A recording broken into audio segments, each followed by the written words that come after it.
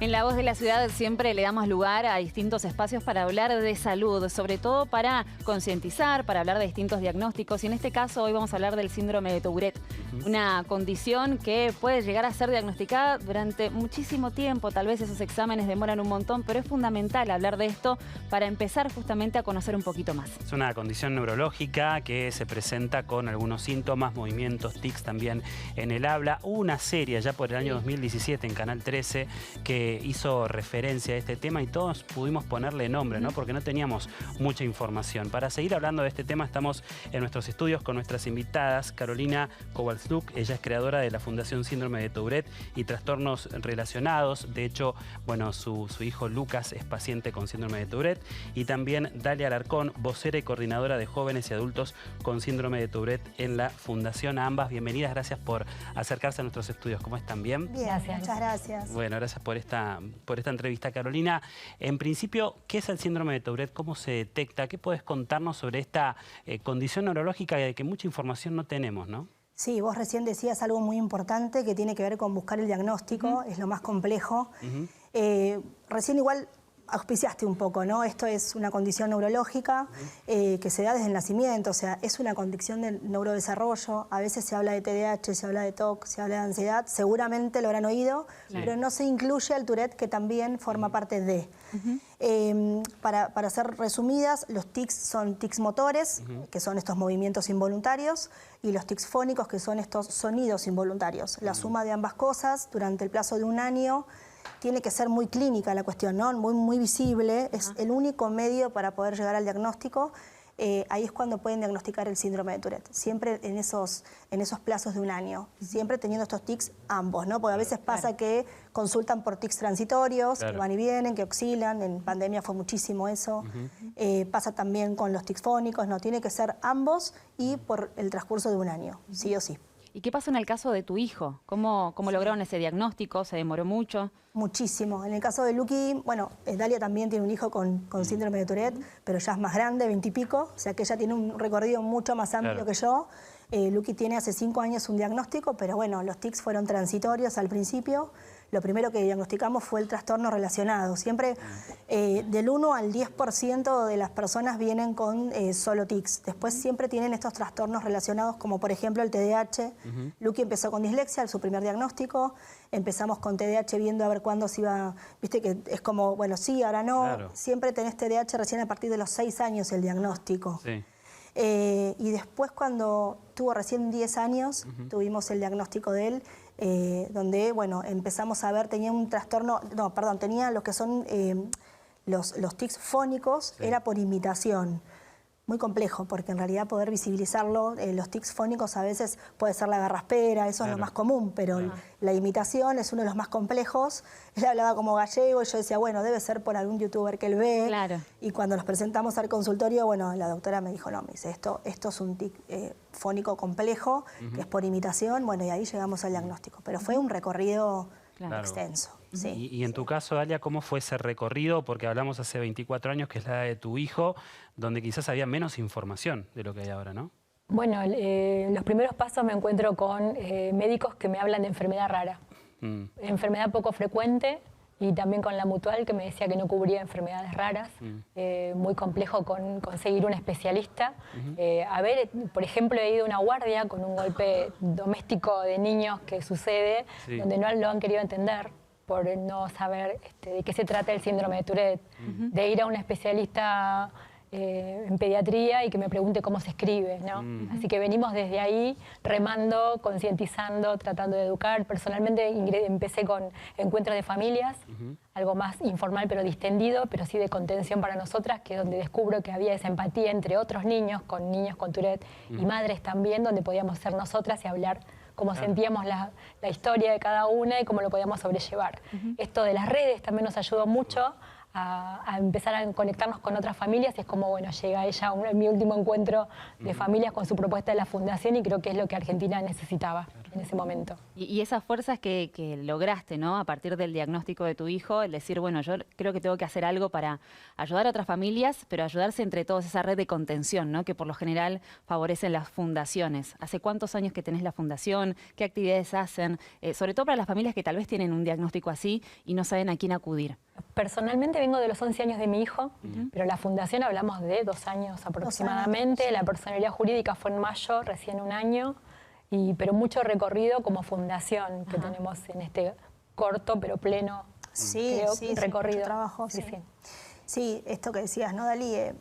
La fundación, si bien tiene personalidad jurídica que para llegar a esos papeles y todo llevan un tiempo y un recorrido, tenemos, bueno, Dalí ni hablar, ¿no? Un recorrido de muchos años de estas redes y esta contención.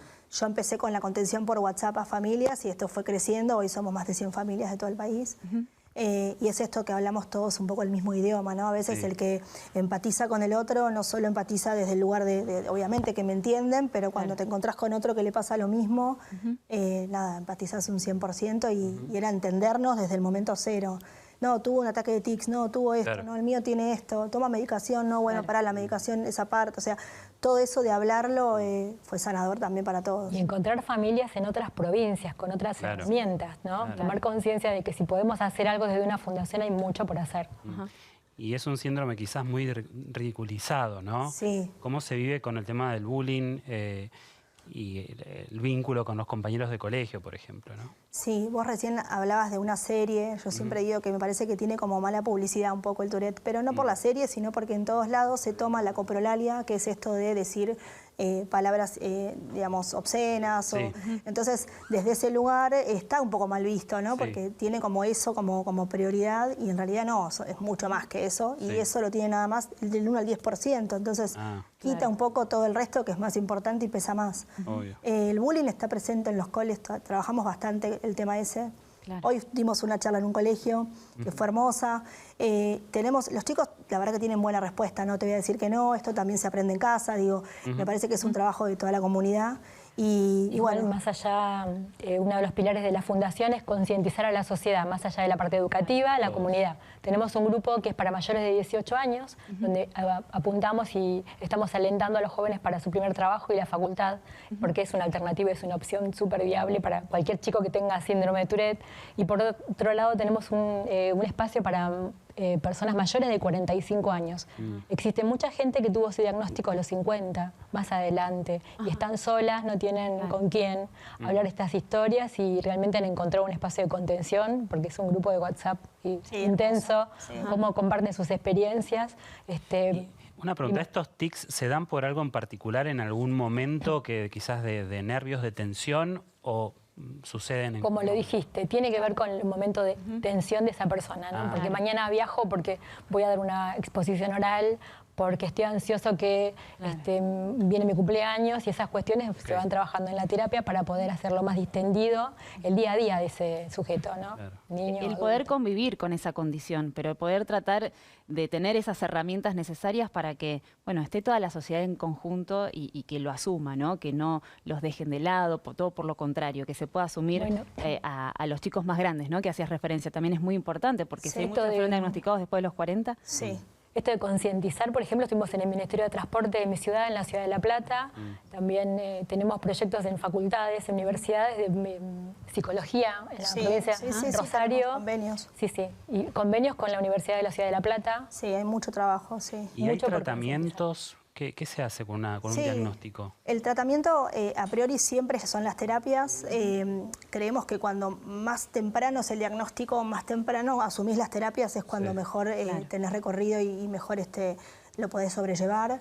Pero bueno, nada, hay casos que requieren medicación y que la medicación, bueno, nada, en esos momentos es necesaria y se puede dar en ese momento y se puede quitar. Hay mucho tema tabú, ¿no? Cuando hablas de psiquiatría, cuando hablas de medicaciones, como viste. Y en realidad es súper en ese momento necesario y se quita, no es algo de por vida. Y después antes hablabas esto de, hay momentos donde los tics sí florecen mucho más, que es la parte de la pubertad.